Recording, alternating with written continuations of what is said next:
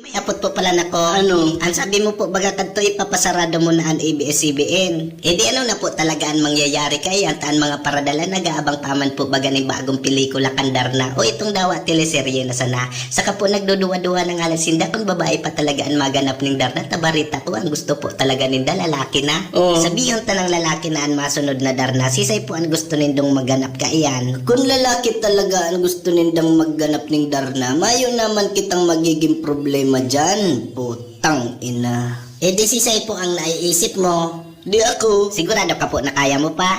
Aberta, papasikatan ta ka. Buray tistingon ta daw ngunyan. Nadara nindo sa gapo. Ari na gapo, sir. Itong gapo na pandarna. Una ko itong gapo na nag-aso. Saro ka man na tangina ka. Halaton ta lang ng pirang minuto. Mahihiling mo ang tunay kong kapugian. Sige lang. Aram kaya nindo, halay ko na talagang pangarap ang maging darna. Nagigirumduman ko kanako aki pa, mahilig talaga ako magsulot ng pula, tang ina talaga. Hype na inita siging muda. Sa buray ni ina mo naman yan, expression sa naman na yan.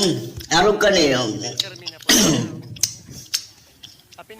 Buray siga po.